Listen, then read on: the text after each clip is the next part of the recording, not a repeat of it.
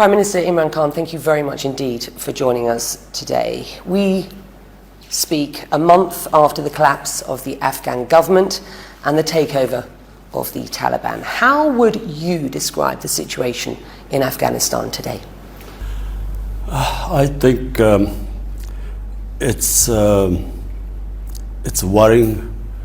Afghanistan is on a historic crossroads. One, if it goes well, and we pray that this works in the direction of peace after 40 years in Afghanistan, if this Taliban hold all of Afghanistan, and if they can sort of now work towards an inclusive government, get all the factions together, Afghanistan could have peace after 40 years. But if it goes wrong, and which is what we are really worried about, it could go to chaos, the biggest humanitarian crisis, a huge refugee problem, unstable Afghanistan, and the reason why the US came in was to fight terrorism or international terrorists. So unstable Afghanistan, refugee crisis, and the possibility of, again, terrorism from Afghanistan soil. This interim government is not an inclusive government.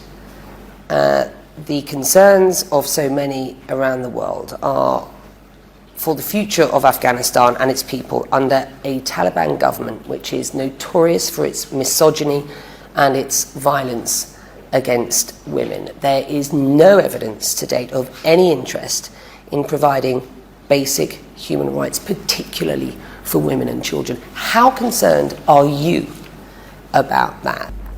Where Afghanistan goes from here, I'm afraid none of us can predict.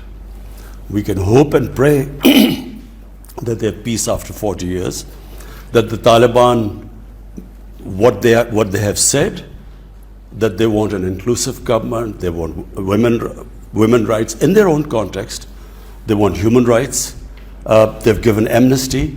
So far what they have said, clearly they want international acceptability.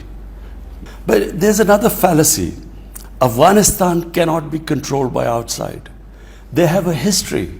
No puppet government in Afghanistan is supported by the people. It gets discredited amongst the people. So rather than sitting here and thinking that we can sort of control them, we should incentivize them.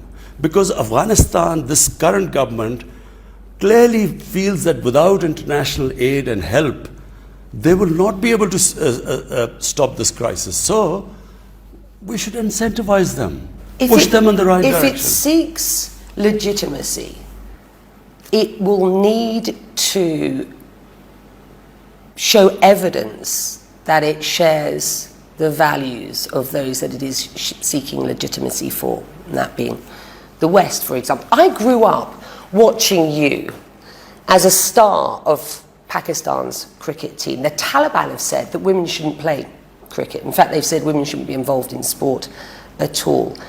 This is the sort of Taliban that we are seeing today. Do you support that? I mean, women have been protesting about more inclusivity, about their rights. We know women, first-hand experience, women are too frightened to come out of their homes. They're too frightened to go to the workplace if they're allowed at all.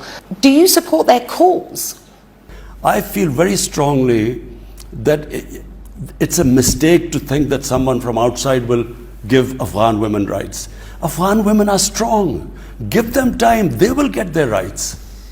Should women have access to the same roles in public and in private life? Of course, women should have the ability in a society to fulfill their potential in life. So you won't be able to support a Taliban government that doesn't allow that? Is that what you're telling me? No. What I'm saying is that you cannot impose women's rights from abroad. That's just the beginning of my interview with... I want to come back to your very real concerns about the risks to Pakistan's national security in a moment, but bear with me. You have criticised the US pullout from Afghanistan, describing America as having messed it up in Afghanistan. Is that something that you have told the US President personally? Have the two of you spoken since the collapse? No, I have spoken to, then he was Senator Joe Biden, way back in 2008. You haven't spoken to the President of the United States since the collapse of the country to the Taliban, correct? No, I haven't. He hasn't called you since coming into office, correct? He's a busy man.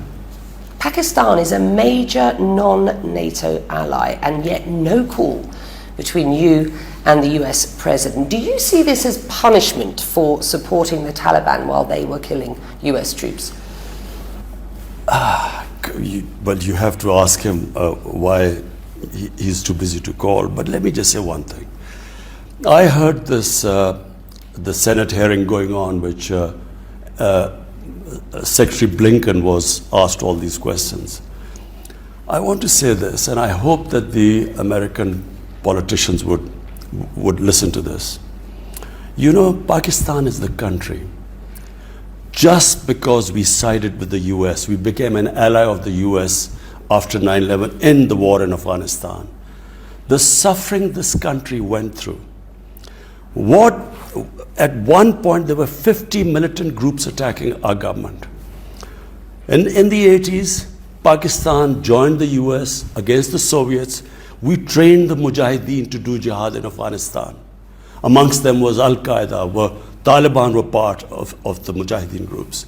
We trained them that foreign occupation, fighting against them, is a sacred duty, is jihad, is a holy war. Fast forward to 9/11, US needs us in Afghanistan. George Bush asked Pakistan to help. And he famously said, we will not abandon Pakistan again. Pakistan joined the US war in Afghanistan. Was I the Prime Minister? I would never have done that. Firstly, the same Mujahideen, now we are telling them because US has invaded Afghanistan, now it's terrorism. They turn against us. Then all the tribal belt of Pashtuns on our side of the border, the Pashtun nationalism kicked in.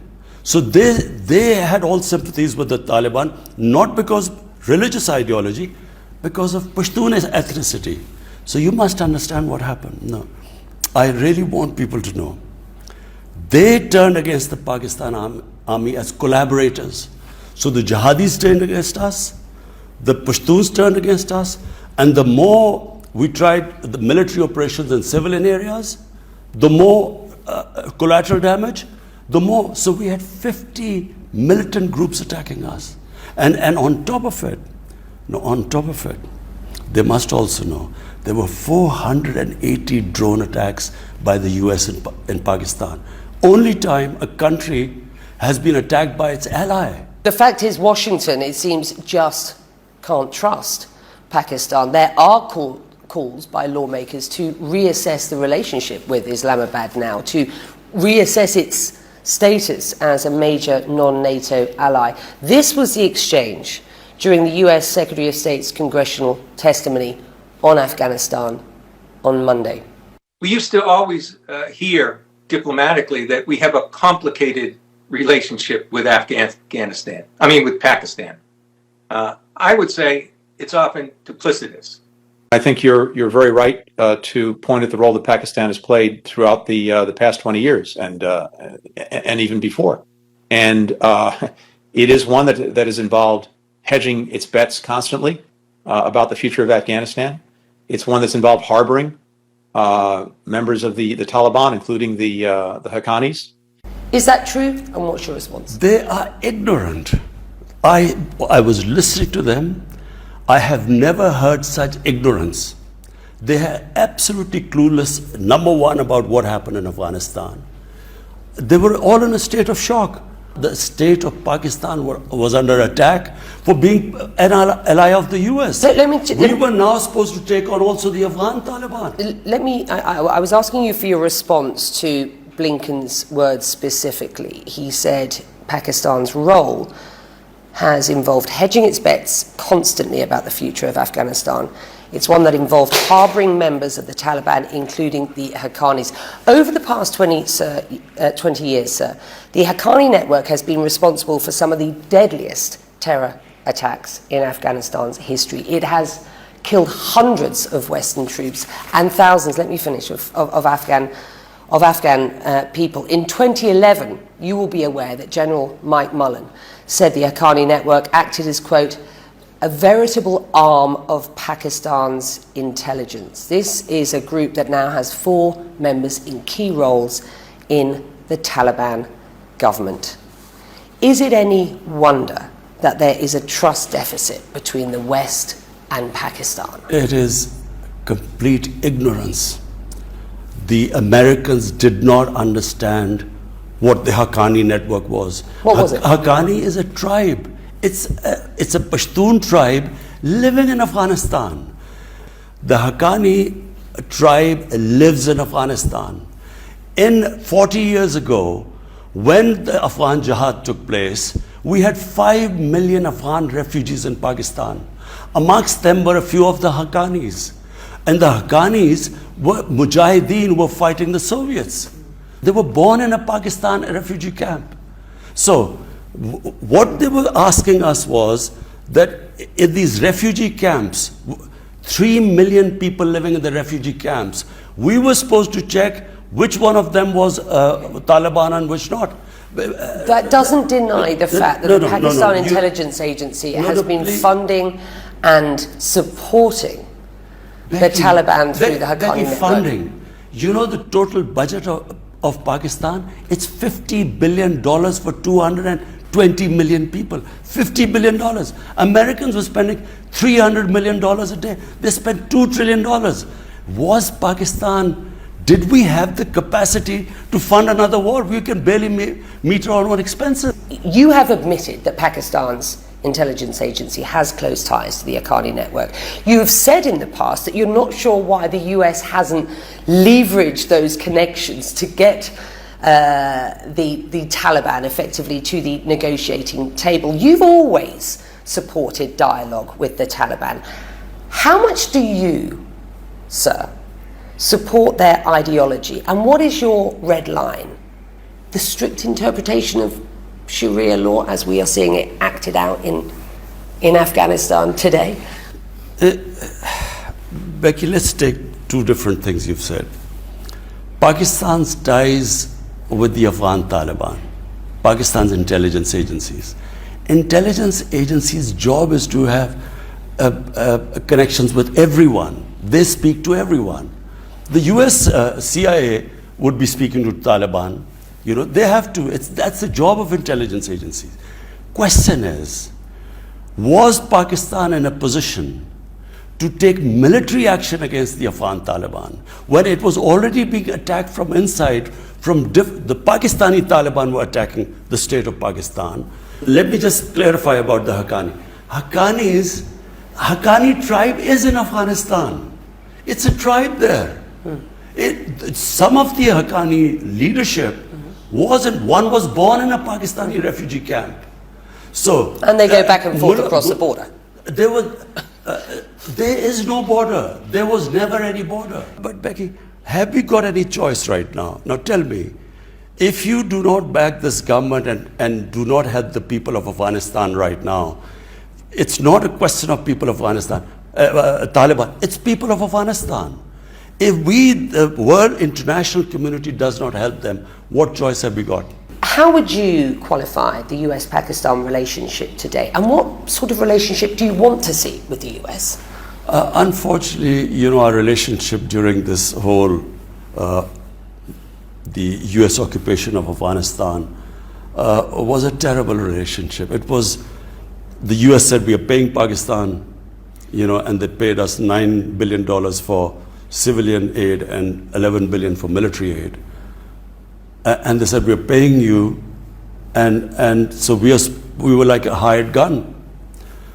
In Pakistan, people, I'm not talking about the leadership because I think we were let down by our leadership. The people felt that here by joining the US, we had these bombs going on everywhere. Benazir Bhutto was killed because of that. Our economy tanked. I mean, we $150 billion plus we lost to the economy. What I would like a relationship with the US is now, like the US has a relationship with India. You know, not one-dimensional relationship where they're paying us to fight. We want a normal relationship. I promised to ask you about the risks to Pakistan's national security if the situation in Afghanistan doesn't improve. So explain what you believe those risks are and just how concerned you are at present. The biggest concern are refugees. The biggest concern are refugees. We already have 3 million refugees in Pakistan. We cannot, our country cannot afford more refugees. We have come out of a very difficult economic situation. We cannot take more refugees. The second worry is terrorism. We had 3 sets of terrorism, terrorists in Afghanistan using the soil to attack us: ISIS, Pakistani Taliban, and the Baloch terrorists. So if there is chaos in Afghanistan, if there's not stability there, then we have these 2 major problems looming in front of us. We are the country that is going to suffer the most.